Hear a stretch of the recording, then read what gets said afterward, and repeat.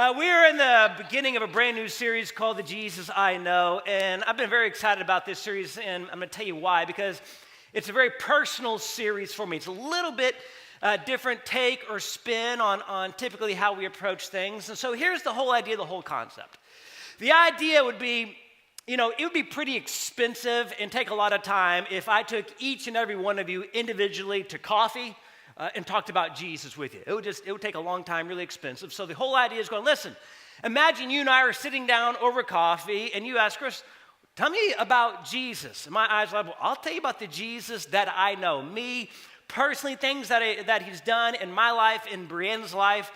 It's the Jesus that I know. Now, several months ago, I was at a lunch for a nonprofit. A bunch of leaders were around there.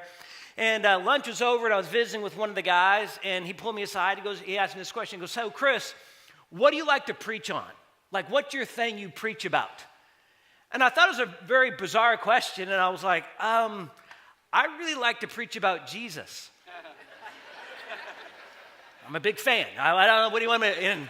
And he kind of chuckled, and he goes, well, yeah, I guess that's a pretty good thing to like to preach on. I was like, yeah, I really like the guy. I mean, that's what I like to preach on. So that's the mission statement of our church. If you're not familiar with it, it's very simply to lead people to fully follow Jesus. So if you are becoming more and more like Jesus in your daily life, mission accomplished. Like that's it. We don't hold back anything. This is what we are trying to do, is to get you to become more and more like Jesus. And so this whole series, as we unpack, Reverend Zipper on stage unpacks the Jesus that they know. The hope is that you see Jesus maybe in a different light or a new light, or there's an aha moment. And it's not just so you can become smarter or go, oh, that's neat. It's so that you would become more and more like Jesus. And so as you look at your life and your marriage or your school, your work, or whatever it is, how can you become more and more like Jesus? And so I was wrestling around this week with, where do I want to start? Man, we could start anywhere in the world. Where do I start? So I thought, you know what? I'll go to like the smartest theologian in our household. And I turned, and there was Brianna in the kitchen. So I was like, hey, let me ask you a question. She's busy. She goes, what? I go, if you're sitting down with the church over coffee, I said, what would you tell them about the Jesus that you know? And without hesitating, she didn't even think about it. She goes, that's easy. She says, the Jesus I know is personal. The Jesus I know is personal. I go, explain that to me. And she goes, well, he knows me. He knows my strengths. He knows my weaknesses. He knows my fears, my anxieties. He knows what makes me tick. He is personal to me. He's walked with me through my highs and lows of life. I've seen his hand in my life. As I look back, there are very personal things that he has done in and through me as I've followed Jesus. So she goes, to me, Jesus is very, very personal. So that's where we're starting today, because as I begin to think about it, he is personal. I thought about my own personal walk with him. It's been very unique. It's different for me, and it's different for Brianna, and it's different for each one of you. Each and every one of our stories and our relationships and our encounters with Jesus is very individual, unique. It's personal. However, from whatever reason, our background or just our experience with church or other Christians or whatever, it tends to be a bit more transactional when it comes to a relationship with Jesus.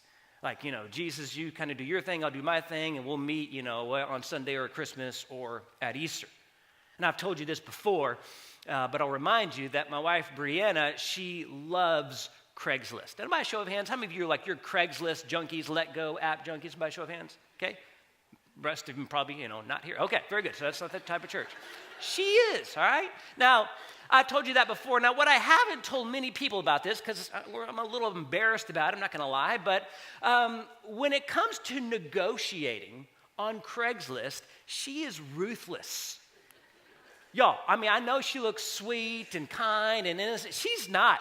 She's cold-hearted when it comes to this stuff. And so I know many of you in this room, you negotiate $1 million deals every week for your companies. I promise you, she would rival your tenacity on finding a $15 antique typewriter. And I've seen it happen. A few months ago, that was our last purchase off there. She found this antique typewriter for $15, originally $30. She got them down half price. Put the guy in tears, but she got it, $15. And typically, she sends me after the item, right? She doesn't want to risk, her life, so she sends me. And But she goes, hey, we got to go pick up this typewriter. So we all jump in the SUV, load 4 kids in the back because nothing says kid-friendly like a Craigslist purchase. And we go. And I go, where are we going? She goes, we're going down to Gwinnett. And I was like, we're spending $15 in gas for you. So whatever. We drive down to Gwinnett. We meet at this CVS. And she goes, I'll handle it from here. And I was like, all right, babe, whatever. You got this. And so she hops out of the SUV. The other couple hops out. She looks at the typewriter, hands them the $15. They get in their car and leave. She takes it, puts it in the trunk. She gets in the passenger seat, slams the door, and she goes, let's go. And I was like, are we Bonnie and Clyde? Like, this seems illegal on some level. And she goes, what are you talking about? I was like, man, you're cold-hearted. And she goes, no, I gave him the money, they gave him the typewriter, we're moving on. And I share that with you because I think sometimes in our relationship with Jesus, whether we mean to or not, we treat him like that. It's very transactional. Emotionless, we kind of go through, listen, Jesus, I'm going to do this, you just this for me, and we'll shake hands, and I'll see you here next Sunday or next month or next Christmas or next Easter. And what you need to understand is that a relationship with Jesus is the exact opposite. It's not this transactional, robotic assembly line thing where you just go boom, boom, boom, boom. It's a very personal thing, and he knows where you're at, and he knows your strengths and your weaknesses. He knows what scares you to death. He knows what makes you excited, what you love in life. He knows your doubts. He knows your amount of faith or your lack thereof. And Jesus will meet you right where you are at. It doesn't matter the person. It doesn't matter the moment. Wherever you are at, whatever moment of life, the Jesus that I know is so very personal and will meet you right then and there and take you forward in a walk with him. And we're going to look at a story today where you're going to see the epitome of this between 2 individuals. So if you've got a Bible, I need you to go to Mark chapter 5. Mark chapter 5, and while you're turning there, it's a fascinating story that if you've grown up in church before, you more than likely have heard this story. But my guess is you may not get the chaotic details as you begin to unpack through this story. There's 2 individuals, both of them have their individual personal moments with Jesus. And these 2 individuals, it's a man and a woman, could not be more opposite in their life journey. Where they were at, the amount of money that they had, the amount of courage that they had, their leadership position, their influence in the community could not be more opposite. But you're going to see in this story where both of their stories are intertwined, Jesus is very personal, has personal moments with each of these individuals, completely different though they may be. Mark chapter 5, we're going to start in verse 21. Here's where the story picks up. It says, Jesus got into the boat again and went back to the other side of the lake, where a large crowd gathered around him on the shore. Then a leader of the local synagogue, whose name was Jairus, arrived.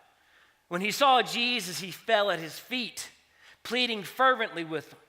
My little daughter is dying, he said. Please come and lay your hands on her, heal her so she can live.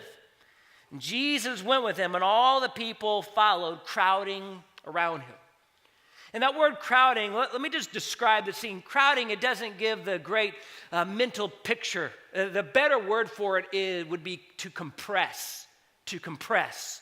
And so Jesus is there, and it is jammed up. People are all around him. Jairus, a local synagogue leader, comes and goes, my daughter is sick. Please come heal her. Please come heal her.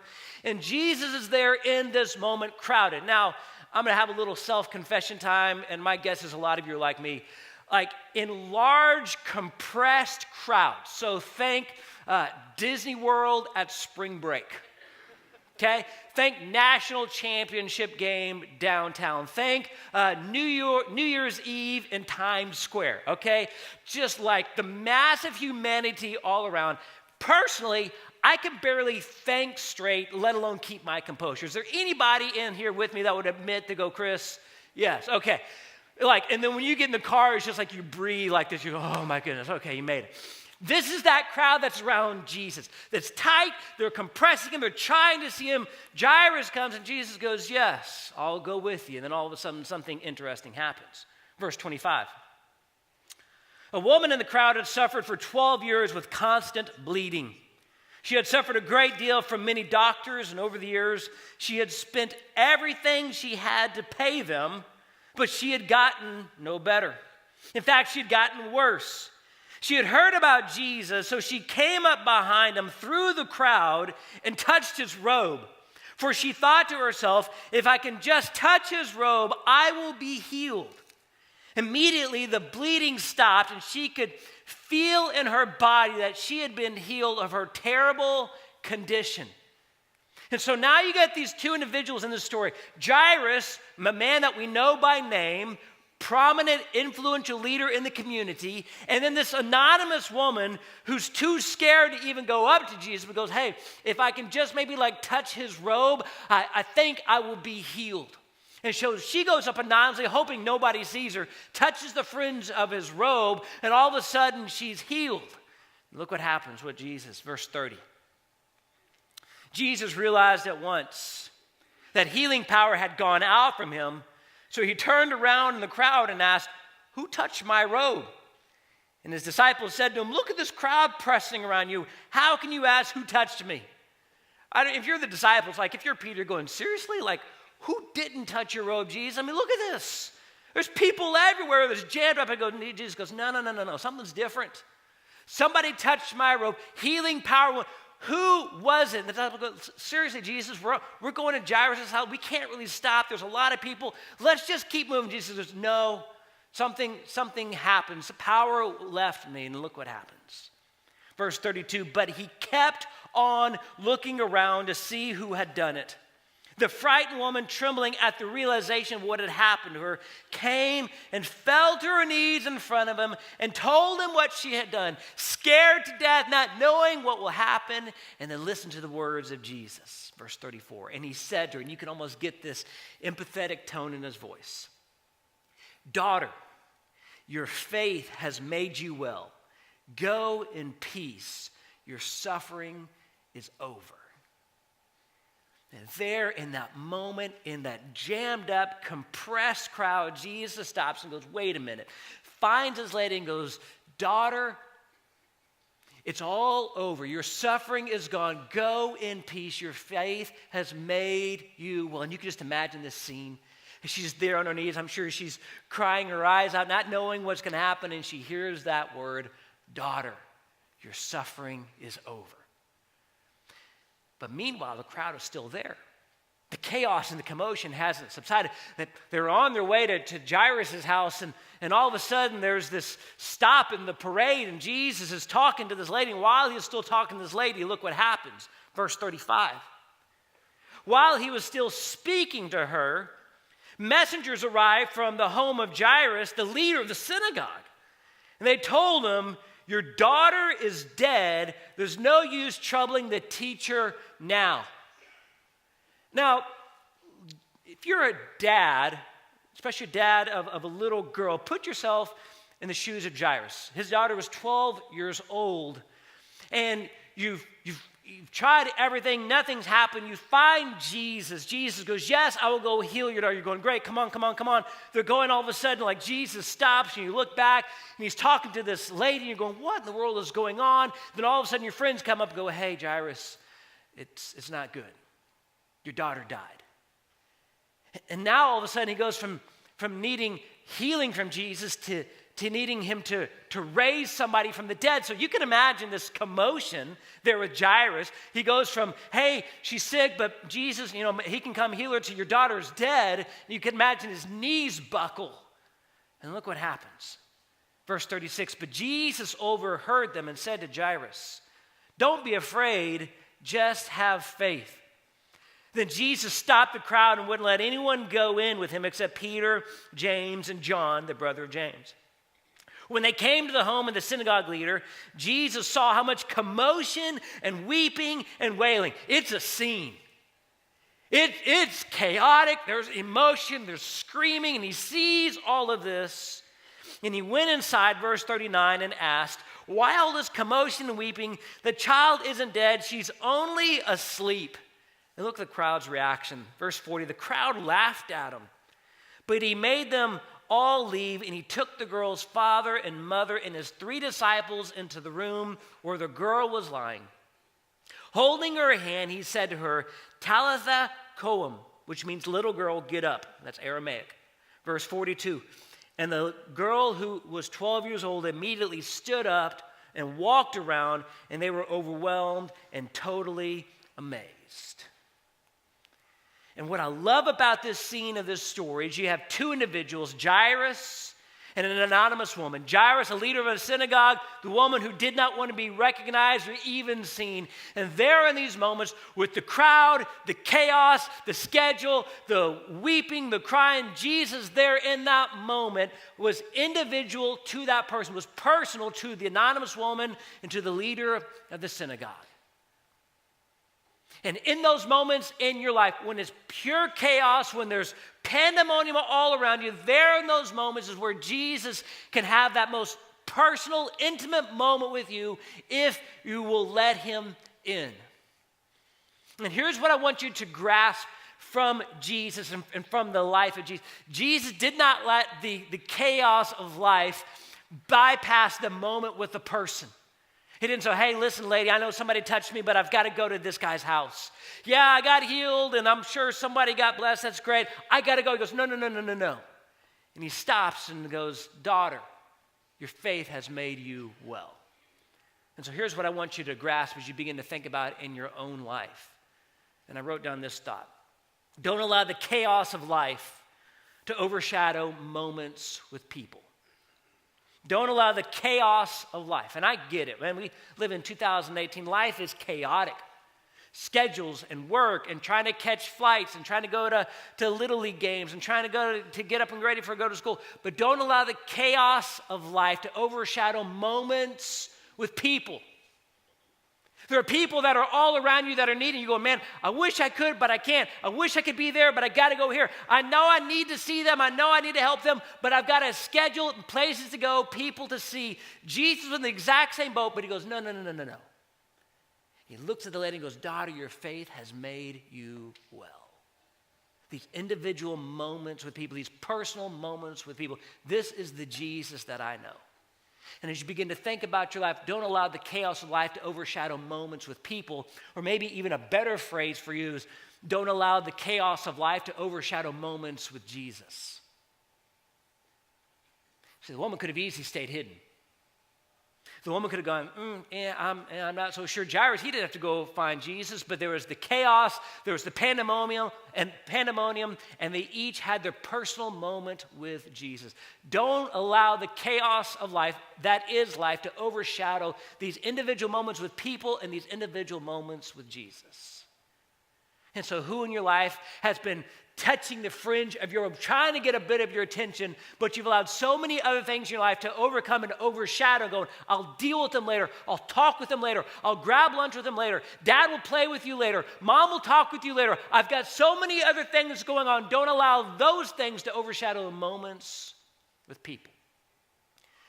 I was reminded of this profoundly in my life about 4 weeks ago. Something happened 4 weeks ago that has not happened in 10 years of our marriage. Now, what I'm about to tell you, many of you experience on a daily basis, and God bless you because it is awesome. But we just experienced it 4 weeks ago.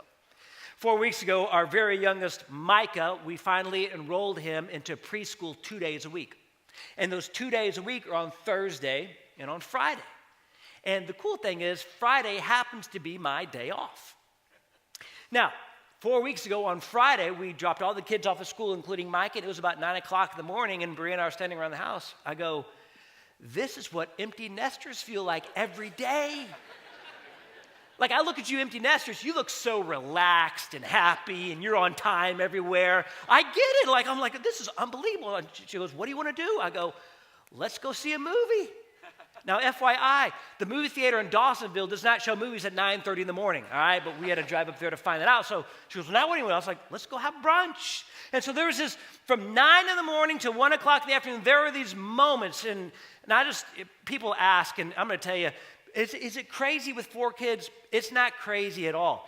It's insane. But there were that moment. Now, obviously, Bria and I, we go out on dates and that kind of stuff. But it was the first time during the day where kids were in school and we had a moment. There was no cell phones, no email, and it was just talking for 3 or 4 hours. We go to brunch and she goes, now where do you want to go? I go, how about Costco? Yes. Costco with no kids, you spend a lot of money there. I'm not going to lie. But there were those moments to where things were on the back burner. We weren't on our phones. We weren't checking emails.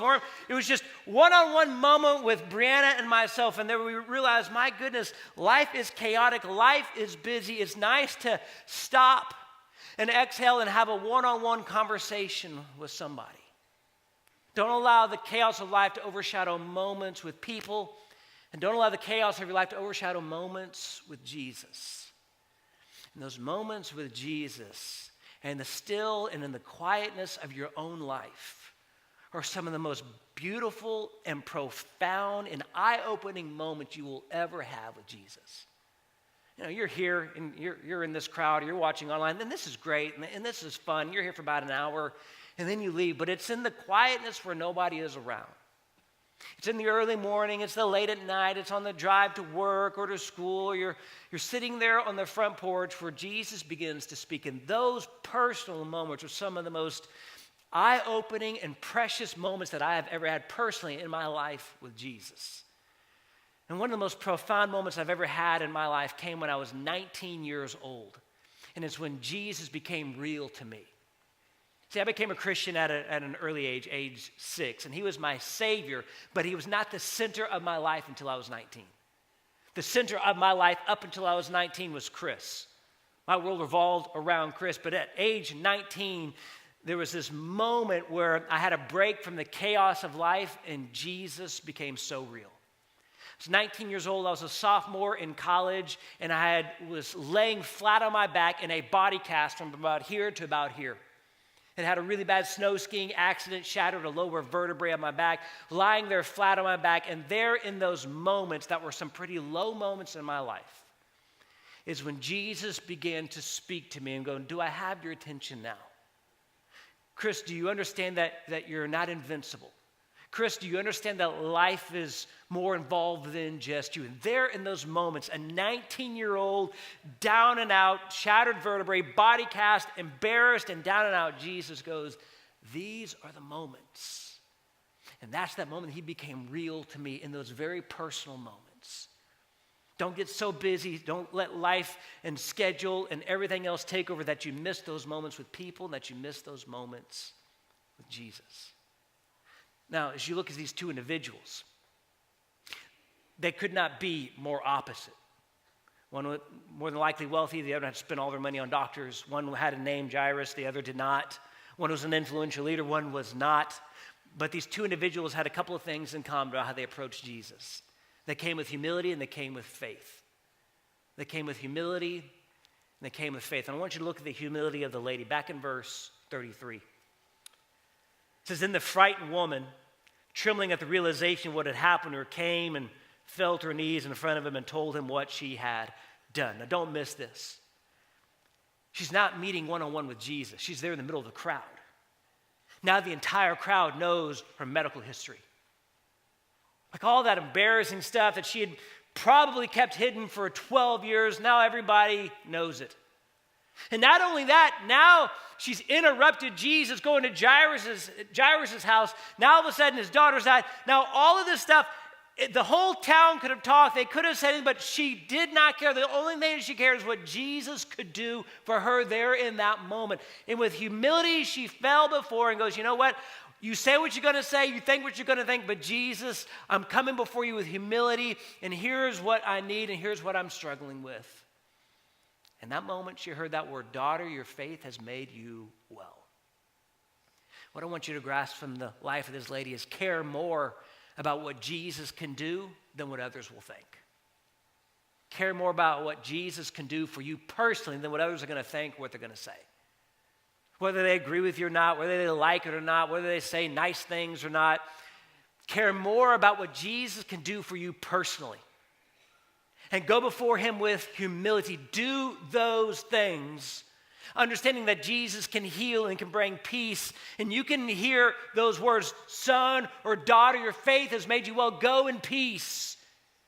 Your struggling is over. Your suffering is over. But if you're hiding out here in the crowd and just going, well, I don't want others to think differently or to speak differently about me, you're going to miss it. And don't miss those moments with Jesus because you're more concerned about what they will think or say than what Jesus can do for you. Unashamedly go before him and go, Jesus, with all humility, this is what I'm struggling with. And so it's going to the counselor and going, you know what, I'm kind of embarrassed, but we need to go. It's enrolling in the 12-step program.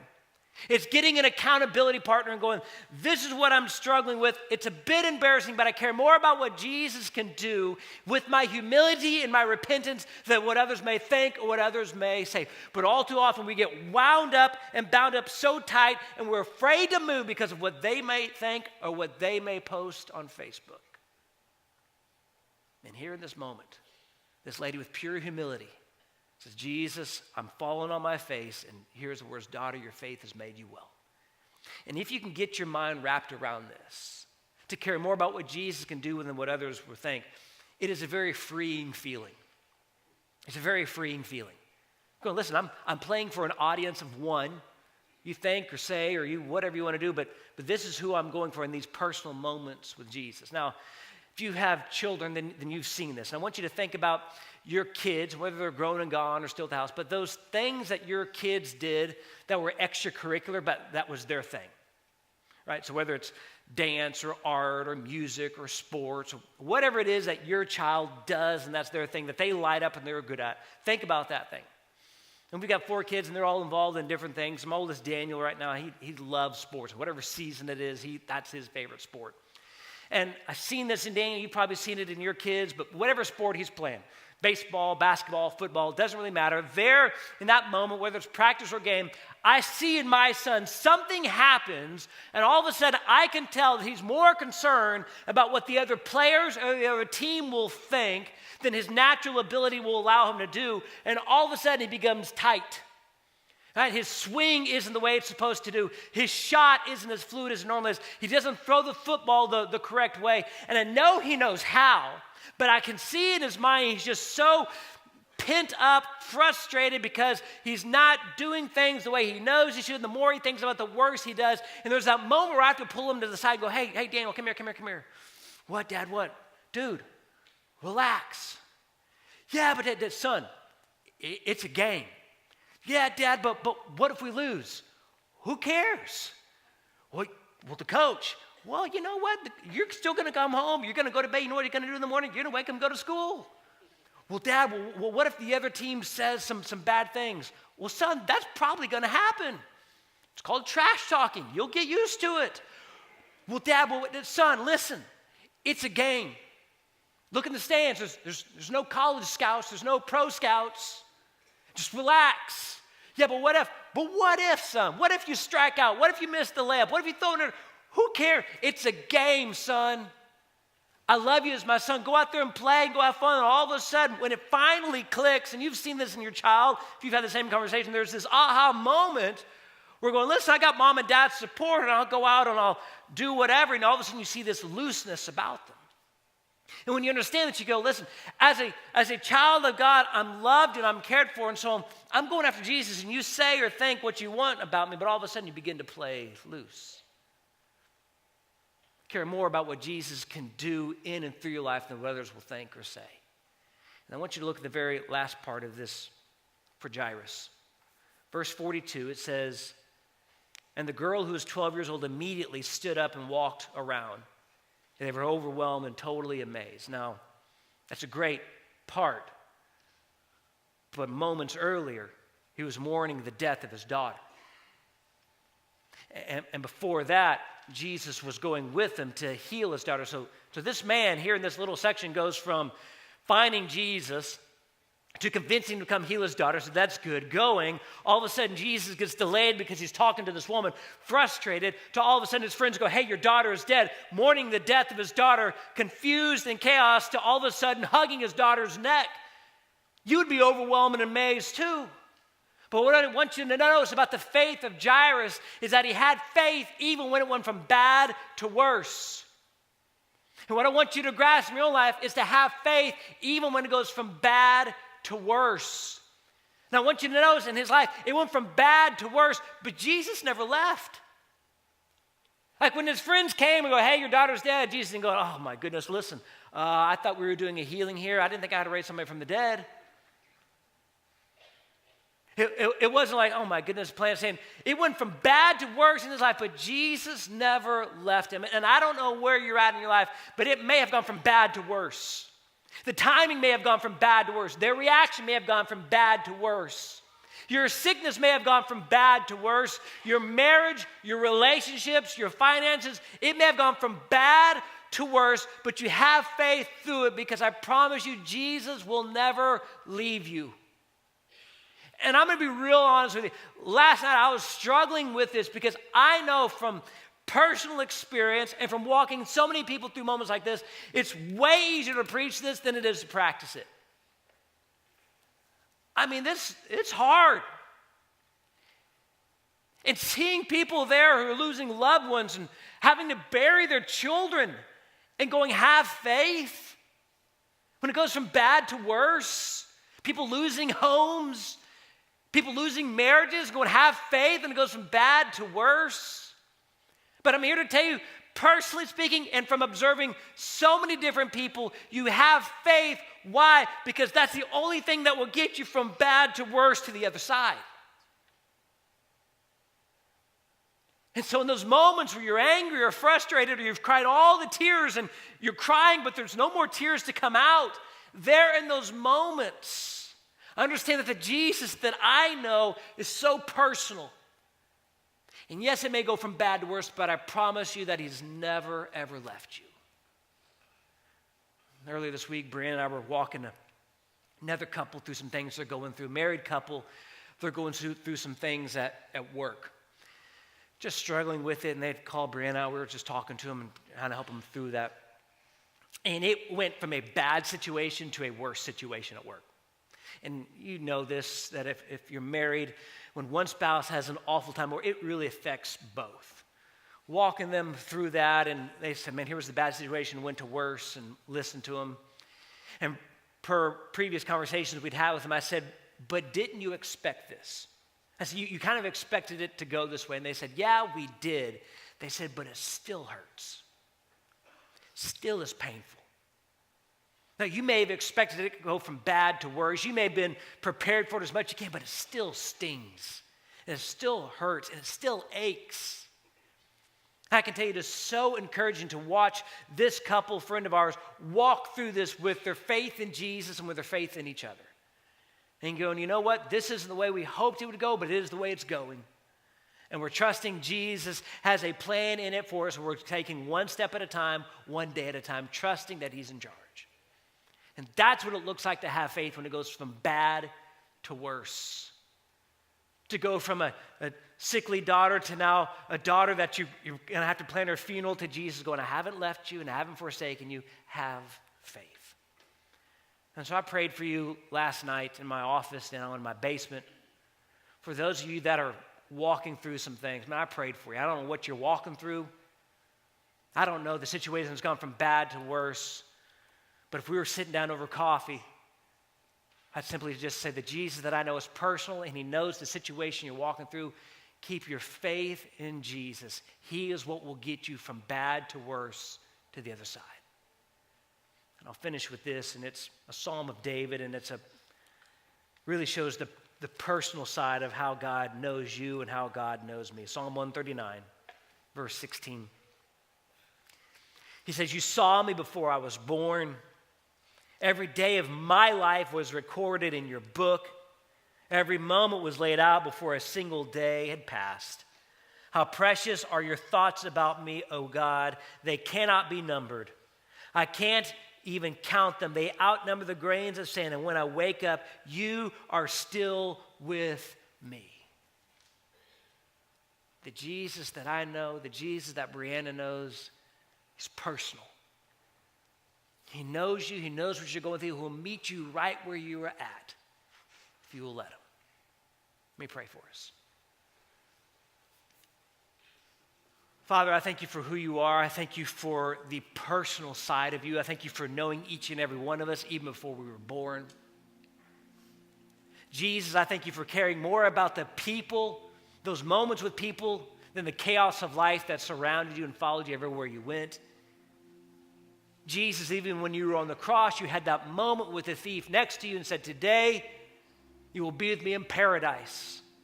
So, Lord, my prayer is that whatever we're walking through today, that we would understand that through the chaos of life, that we would stop and have that moment with you. And that we'd come to you with humility, regardless of what other people may think. We'd come to you with faith, even when it goes from bad to worse. Because you know us, you care for us, and you love us. If you've never trusted in Jesus, you can do that right now. Just from the bottom of your heart, you can just say, today, Jesus, I trust you and I come before you. And I want a personal relationship with you. Forgive me for my sins. Fill me with your Spirit and help me live for you, Jesus, from this day forward. Father, thank you for who you are. Thank you for knowing each and every one of us in a personal, deep way. We love you, Jesus. Ask these things in your name.